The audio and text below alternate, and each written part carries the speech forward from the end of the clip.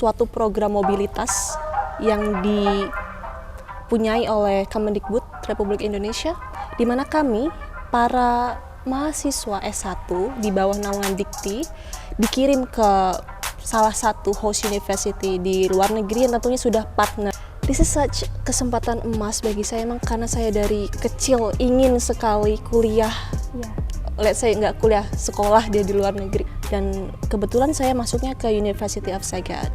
Kalau di sana kalian cukup aja berdiri di tepi jalan and the drivers will just directly stop. Pertama waktu itu ke Barcelona, ke Paris, ke Amsterdam, ke Brussels, ke Austria, di mana saya berkesempatan untuk speech, untuk berpidato, membawakan tema Modern Heroism, yang mana kami turut mengundang Bapak Kedutaan Besar Republik Indonesia. Pada mahasiswa sebagai agent of change tentunya menjadi tugas maupun amanah yang harus diemban oleh mahasiswa. Salah satu cara atau upaya yang harus dilakukan oleh mahasiswa yakni menjadi mahasiswa berprestasi.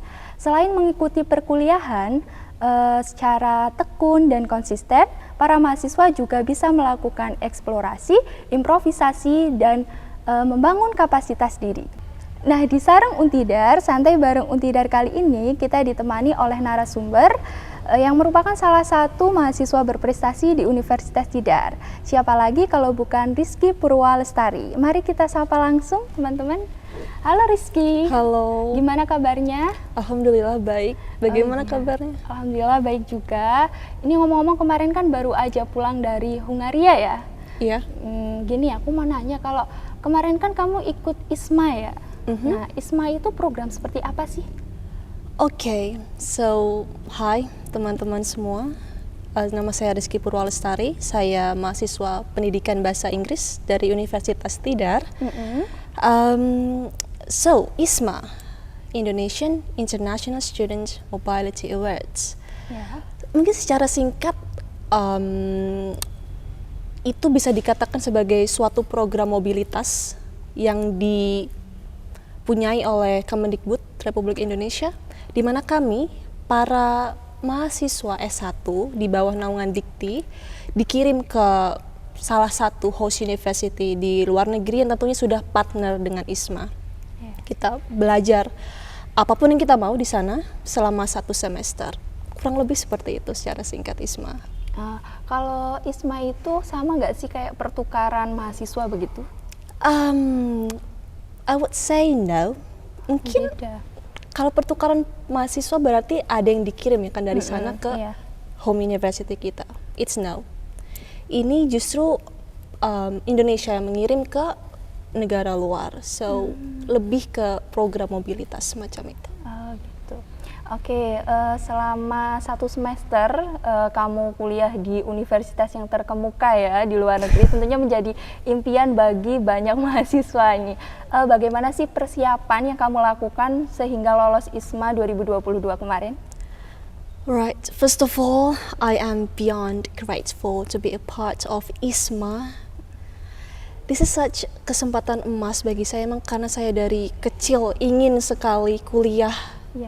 Let's say nggak kuliah, sekolah dia di luar negeri. Keinginan saya sejak kecil. Dan justru saya tahu ISMA bukan kayak tiba-tiba nemu gitu, no. Fun fact, saya dikasih tahu oleh salah satu dosen saya di PBI. Dan dari situ saya mulai tuh explore. Apa sih ISMA? Kok dari namanya aja udah interesting nih. Dan dari situ saya mulai explore. Dan fun fact-nya lagi, setelah saya explore itu muncul rasa apa ya? Insecurity. Aduh, bisa nggak ya lulus? Saingannya se-Indonesia lagi. You know, I believe that Indonesian students are incredible. Dari UGM, UI, Undip, anything. Tapi karena saya, I would say that I have a support system yang sangat mendukung saya. Dari keluarga mungkin? Ya, keluarga, teman. Mulai timbul tuh rasa percaya diri. Rasa kekhawatiran mulai redup. Jadi ya saya daftar dan mulai dari baca-baca dulu sih, kan ada tuh di website ISMA-nya required documents, dokumen-dokumen yang perlu disiapkan. ada beberapa dokumen yang memerlukan tanda tangan dari pejabat tinggi di kampus, terus ada tes bahasa Inggris, dan transkrip nilai, semacam itu. Ya, persiapannya lumayan singkat sih, tapi setelah dipikir-pikir lagi waktunya memang singkat, tapi cukup. Semacam itu. Gitu, keren. Ternyata Rizky ini juga pernah insecure, guys. Oke, kalau di Hungaira ini kan Hungaria ya, sorry Hungaria. ya. Nah, Rizky itu ngambil kampus apa? Oke, so dari ISMA sendiri di tahun saya 2022 di Hungaria sebenarnya ada 2 universitas, University of Szeged dan University of Pécs. Dan kebetulan saya masuknya ke University of Szeged. Dan mungkin bukan prodi ya, tapi lebih ke faculty. Jadi saya masuknya ke Faculty of Education di University of Szeged. Pendidikan berarti ya. Untuk latar belakang kenapa kamu ngambil fakultas itu tuh apa? Selain karena saya memang dari backgroundnya FKIP di Untidar ini, saya kan harus komunikasi dulu tuh, kan nggak mungkin langsung pergi gitu aja. Iya. Saya komunikasi terlebih dahulu dengan prodi saya, kepala jurusan, koordinator prodi. Memang harus dicari, kan saya ingin konversi ya. Jadi memang memungkinkan ikut ISMA itu bisa mengkonversi nilai semacam itu, asal ada komunikasi yang baik aja dengan prodi, kesepakatannya bagaimana. Dan ya, akhirnya saya masuknya ke Faculty of Education setelah melihat courses yang ditawarkan oleh universitas tersebut, semacam itu. Berarti mata kuliah yang di semester yang kamu lewatin itu dikonversi dari yang kamu ambil di sana? Betul, ya semester 7. Oke, untuk ini kan kemarin kan kamu tinggal di luar negeri ya, pastinya kan berbeda kehidupannya dengan di Indonesia. Nah, itu pernah nggak ngalamin culture shock? Pastinya ada beberapa, tapi ada juga mungkin bagi beberapa orang culture shock. Tapi itu mungkin hal yang sudah saya antisipasi sebelum berangkat, lebih ke hal-hal yang berbau modern, you know. Iya. Mungkin culture shock yang pertama itu, I will say it's about the toilet. Toiletnya, toilet kering. Iya. Tidak ada, bidet air buat kita bersih-bersih. Ya kalau di Indonesia kan biasanya pakai air ya. Legayung ya biasanya. Jadi cuma ada tisu gitu. Jadi saya cara mensiasatinya, ya kadang juga suka lupa sih bawa botol gitu, bawa botol kosong buat diisi air atau mungkin tisu basah seperti itu. Terus culture shock yang kedua itu, ini lebih ke hal yang buat saya kagum sih, tentang pejalan kaki yang ingin menyeberang. Ini kan kalau di sini mungkin masih kurang kesadaran ya, Iya. Kalau di sana kalian cukup aja berdiri di tepi jalan, and the drivers will just directly stop. Berarti mobil-mobilnya Yeah. udah pada berhenti sendiri gitu ya. It amazes me a lot. Keren. Dan juga mungkin kebebasan berekspresi ya. Ini salah satu hal yang sudah saya antisipasi sih, tapi kadang juga shock juga. Jadi kayak kita kan greetings biasanya salaman atau Iya. apa itu. Most of them will hug you. Sebelumnya saya bukan orang yang yang like to be touched, you Iya. know. I'm not that kind of person. Jadi mungkin kalau cewek no problem, tapi kalau cowok Kan agak Agak gimana gimana gitu gitu ya. ya. tapi ya udah berlalu sih. Oke, untuk ini kan kalau di Indonesia itu kan kita di Universitas Tidar mungkin ada universitas yang lebih baik, maksudnya lebih wow gitu kan, kayak UGM, UI gitu. Kalau di sana itu kamu pernah ngerasa minder nggak sih? Yes, of course, minder, insecurity, kembali Iya. lagi insecurity-nya. Ya, tentu saja. Tapi dari keminderan ini saya belajar bahwa ada keuntungan yang saya dapat. Saya bisa belajar dari mereka. Oh, jadi gini ya rasanya dikelilingi, rasanya berteman dengan incredible people, incredible students from Indonesia. It is a chance for you to grow up, untuk explore diri kamu lebih Iya. dalam lagi. Dan juga ISMA kan memberi kita tugas untuk membuat event ya di host university masing-masing. Ada event Hari Batik dan Hari Pahlawan. Dari situ rasa kekeluargaan kita, rasa what is it? Like that friendship that you have built itu semakin stronger, semakin kuat karena mereka keluarga saya di situ. So rasa insecurity itu semakin berkurang. I would say justru rasa bahkan hilang ya mungkin. Kalau misal insecure atau minder sama orang yang berasal dari sana itu gimana? Iya, itu bahkan dari awal udah itu duluan yang kepikiran di sini. Aduh gimana ya, bisa nggak ya bersaing sama international students di sana?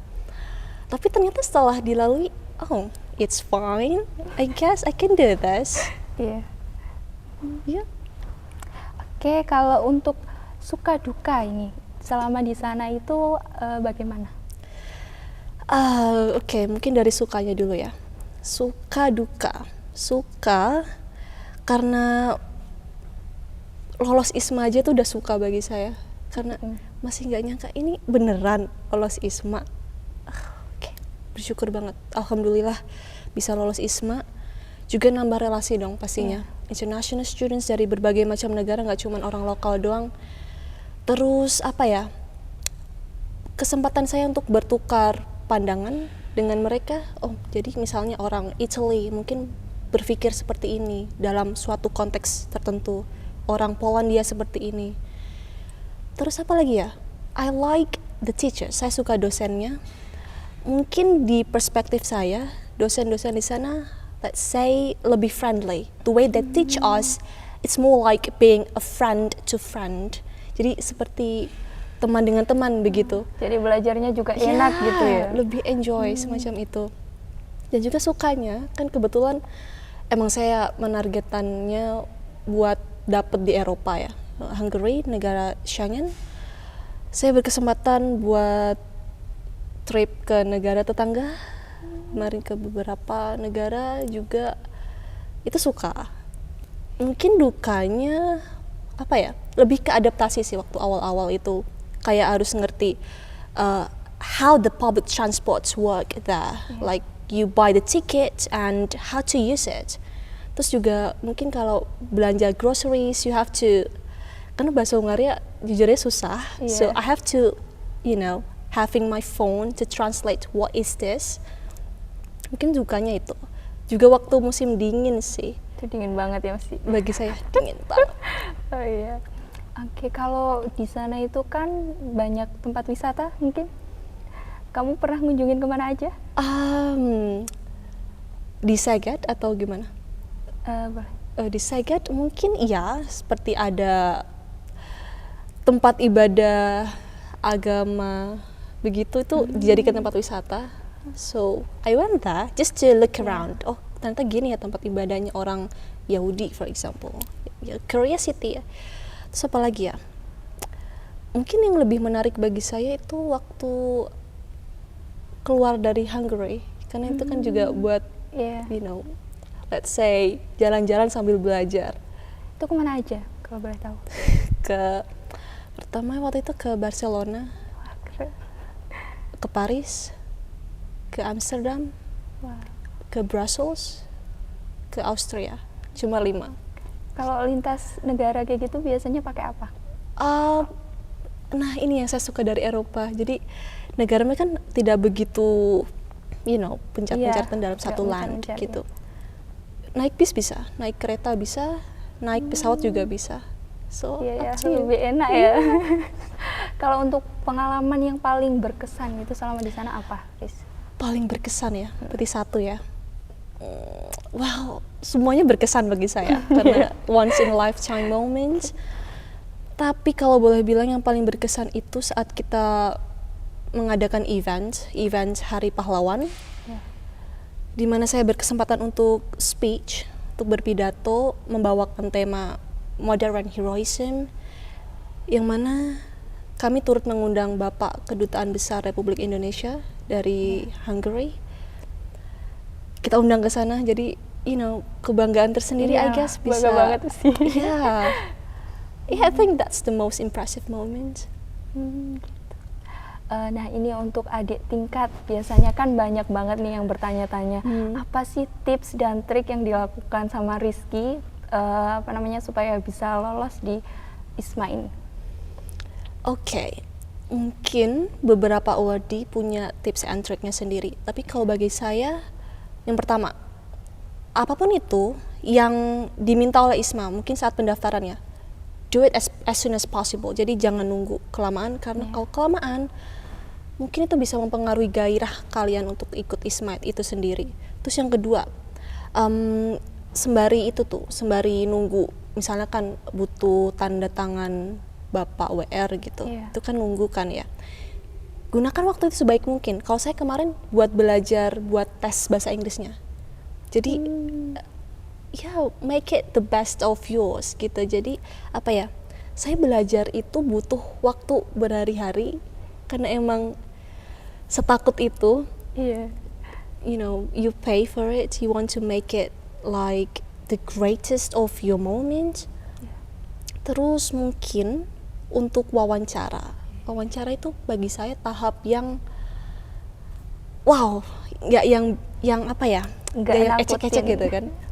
Apa kamu ngerasa takut juga? Takut kalau dapat pertanyaan yang nggak terduga. Jadi apapun itu pertanyaan yang muncul di benak kalian, siapin aja jawabannya. Terus latihan mungkin wawancara seperti ini, mbaknya yang wawancara saya yang jawab seperti itu. Terus jangan lupa senyum sih. Kita dari senyum kan, jadi nggak begitu tegang. Betul. Mungkin seperti itu. Dan juga transkrip nilai itu penting sih. Mungkin dari ISMA hanya buat minimum. Kalau di tahun saya nggak tahu tahun ini minimumnya berapa. Minimumnya 3.0 kemarin. Tapi usahain paling enggak itu. Iya, 3.5 deh paling enggak. Biar aman gitu biar ya. Aman, say so. Kalau untuk biaya di sana itu ditanggung LPDP semua atau kamu juga ngeluarin biaya sendiri? Oke, jadi perlu digarisbawahi di sini kalau ISMA itu sudah emang mengklaim di websitenya mereka ada 5 komponen biaya yang ditanggung oleh ISMA. Yang pertama ada komponen biaya pendaftaran dan UKT, let's say so. Terus biaya bulanan, kalian bulanannya dikasih berapa, itu tergantung dengan negara kalian dikirim. Jadi Hungaria segini, Inggris segini, Kanada segini, udah ada patokannya. Terus yang ketiga itu biaya tiket pesawat pulang pergi ditanggung oleh ISMA. Biaya darurat, dan yang kelima adalah biaya apapun yang berhubungan dengan COVID, seperti biaya karantina, biaya PCR test, or anything, semacam itu. Nah ini kalau boleh tahu, Mbak Rizky ini setelah lulus mau lanjut studi atau gimana? Kalau dari saya sendiri sih pengennya lanjut S2 sih, LPDP lagi, mau cari LPDP lagi, targetin ke UK. Keren. Tapi dari orang tua saya inginnya saya bekerja dulu, tapi saya pengennya kuliah. I don't know, let's see later gimana deh. Bisa. Oke, baik, terima kasih Rizky untuk sharing yang udah diberikan. Terima kasih kembali. Pastinya untuk teman-teman yang tadi menyimak obrolan kita pasti termotivasi dan berusaha untuk berprestasi. Kawan Untidar, di jenjang kuliah rasanya rugi apabila tidak menggunakan waktu dengan sebaik-baiknya, karena peran mahasiswa bagi peradaban sangatlah krusial. Oleh karena itu, hendaknya mahasiswa memiliki tekad yang kuat untuk menjadi mahasiswa berprestasi. Sampai jumpa lagi di episode Sareng Untidar selanjutnya.